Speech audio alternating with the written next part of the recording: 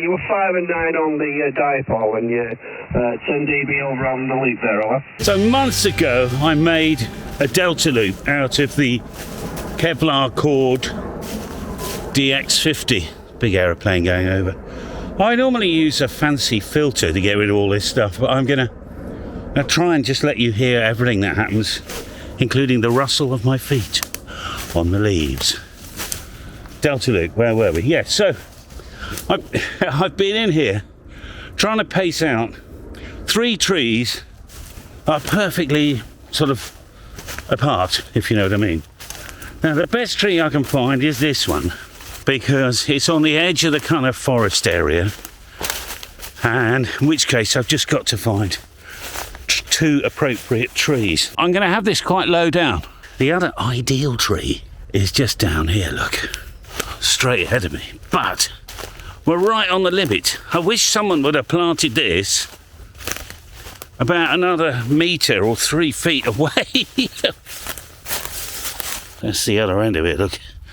So if we went to this tree, I've got to get kind of through that holly back to where we started. But we're not going to know until we give it a go. I'll get a bit of paracord, something heavy to throw over a little branch. I'm after about 3 metres, 9, 10, 11 feet. I don't want any higher than that, because this is ideally going to be a 40-metre daytime antenna. Now I have found something nice and heavy to throw, and I've got some paracord. So that was the top of one of the foundations for the Yagi. I got the Yagi back up, so all is good there. It's kind of hidden away at the moment. And I've got some paracord on the floor here. Little tie. Use this as our flinger. Quite a heavy flinger, in fairness. I will do that little knots video again. I'm tying a balun or bowline. It's spelt bowline with an E on the end. There we are. Let's go and fling this. There's the beginning there, look. 4-to-1 balun. It's just, I think, the right size to get to my target tree.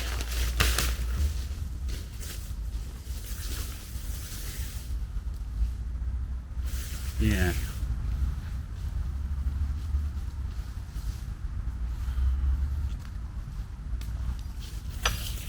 Well, hey.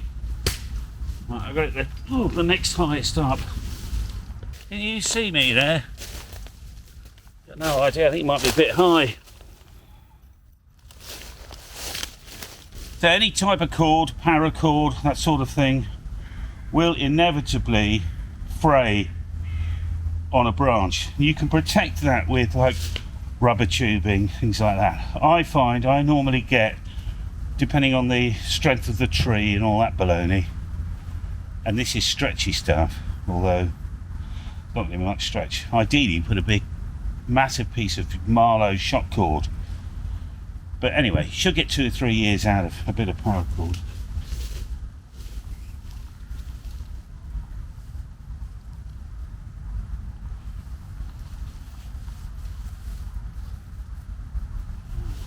Alright, so we now come along here. This is the truth or dare. This is, are we going to be long enough?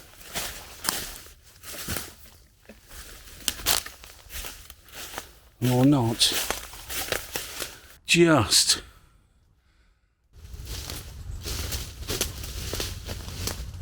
Ah, there is a little notch there. If we came to there, I could go this side and get back to our tree. Get some more paracord. It is so camouflaged here that I'm losing. I couldn't even find a camera then because it's so camouflaged around here.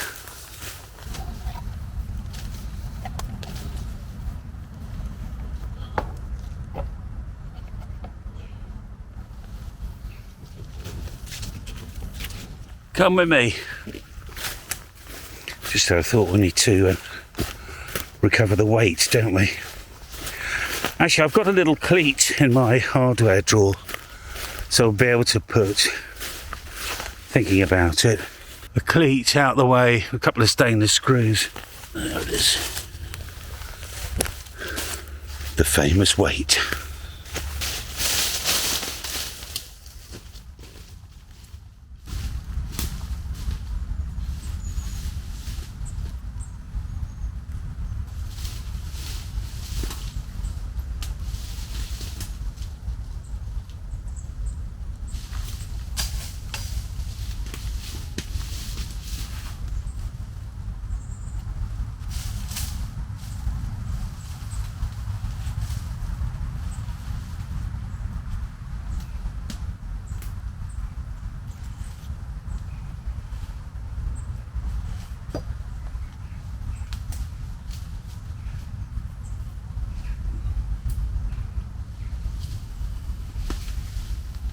The link, by the way, to the Delta, this, how I made this, you know, what I was doing and everything, I'll put in the description.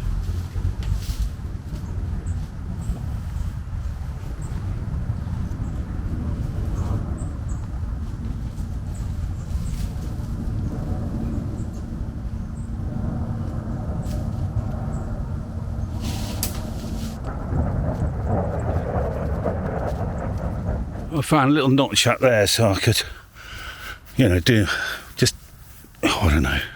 I was about to say a temporary knot then, but anything temporary around here remains permanent. I've got to try and work out what tree we were aiming at. I've got my, oh, that's a point. Is this long enough as well? Only just. Alright, so it's definitely this tree here. Might have to extend. I'm not going to walk all over this. Go around the side.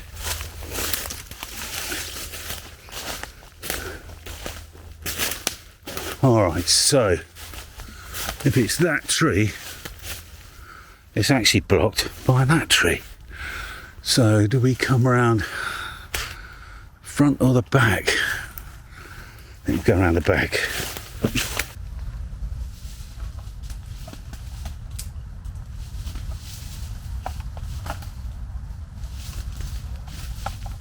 Oh, where's the weight?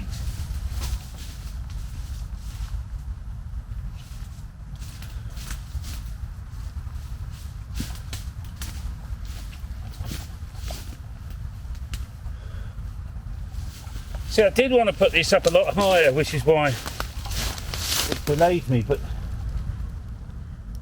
I have to chop a load of that ivy down, I think.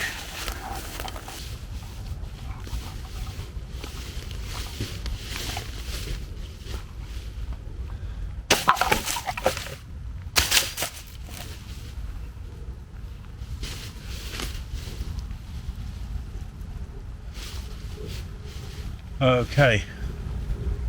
So it's where these two meet up then, isn't it?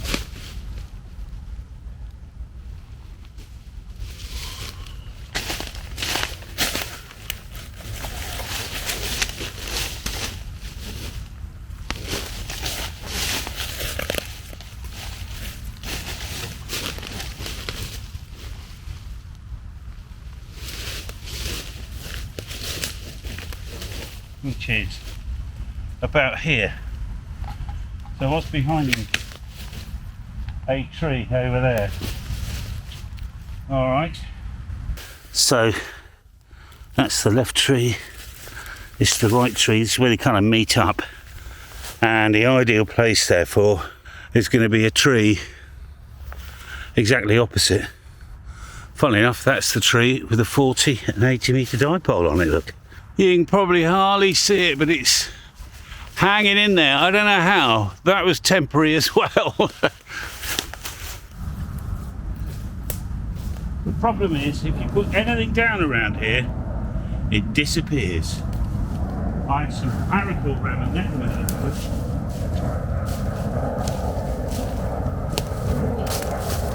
it. And I've now completely lost it, so I've got more paracord here, but I was going to use that. I need a tiny bit just to join the egg connector, you know, to the 4-to-1 balun. That's just a triangle. The idea behind a delta loop is it's supposed to be quieter on receive. Also gives you a nice bubble of RF on the transmit side. You know, for daytime and this stuff, that 200-300 mile stuff, I'm just faffing around because I have put the wrong leg to the left hand side and the balun would be upside down, therefore my RF would come up upside down. It wouldn't really. I just wanted it the right way up, you know, I mean, that's all. So I'm just moving it all around. Okay, so got the egg connectors with a bit of paracord onto the balun. These aren't super tight, but they're kind of tight enough for today. And I've just got to attach a cord to here and drag it off to a tree. Should be over here somewhere.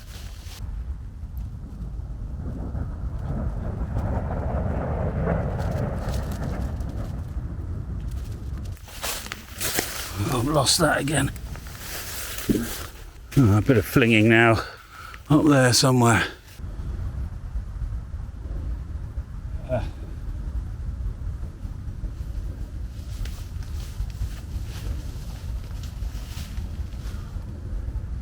I think there. No, not all the way round.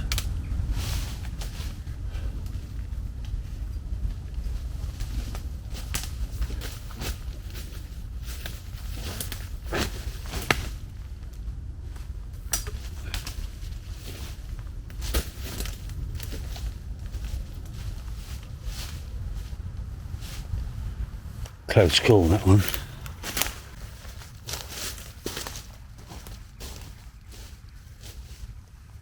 Hey. Now, ideally, that's a hell of a weight. You start putting, you know, weight on that, it's a pain in the butt. So what I might do is put the coax and like drag it over to there to keep some of the weight off, because we can't release any of this. I don't really want to put a post here to hold this up. If there was a tree just here, that would be ideal.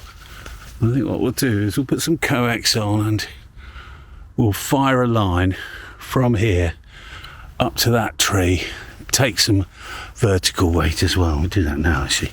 Well, I've found this tree and I don't think it's dead because there's leaves on it. But there's a twiggy thing sticking out, which isn't so far away from the balun-y thing.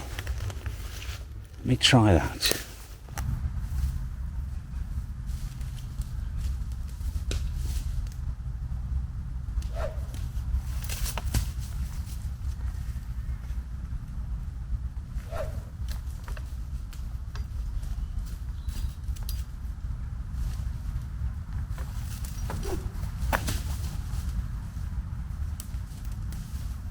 I was going to catch it, but then remember it's really got rough edges. That's it. Now, is it broken? Seems to be all right. It's days like this that I really do want a cameraman, but anyway, I'm losing everything. Right, so I have to release this to get to it. Hang on. Oh, I've just done it all up as well. Right, I've put a little loop on the end of this so I can drop this down and put it there. Oh, we're on the floor. It's better. I nearly got my knot wrong. Did I? No, it's right. Amazing. Alright. So I should be able to hoist it up. I'm a little bit vertical now. Oh yeah, that's better. Alright. Which is kind of up there somewhere, but I've noticed it's getting a bit stuck. Right, we'll take the horizontal tension first. Put that under there.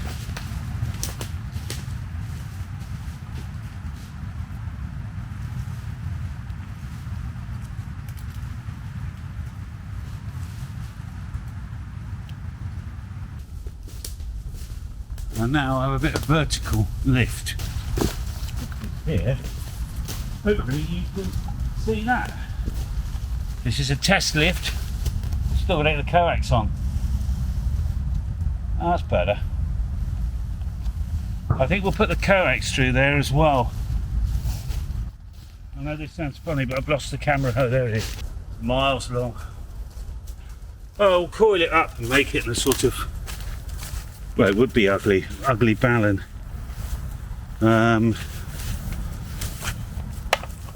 So the cabinet, we want 1, 2, 3, 4, 5, 6, 7, 8, 9, 10. I've lost it. 12, 13, oh, 14, 15, 16, 17. Okay, we need about 20 metres. Okay, well, we've got, it's about 35. That's not actually as long as I thought. We'll use this stuff for the time being, you know. Just poke it through here.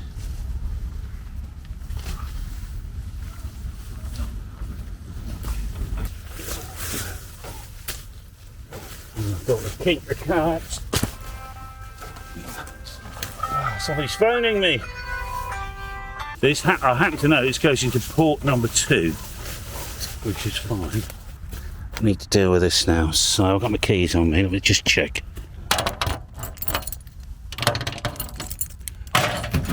Which one is it? Oh, that was alive. That one with the blue on it. Third one. All right. Everything takes 4 times longer than we thought it would. All right, so this shouldn't be long now. Let's get on the air.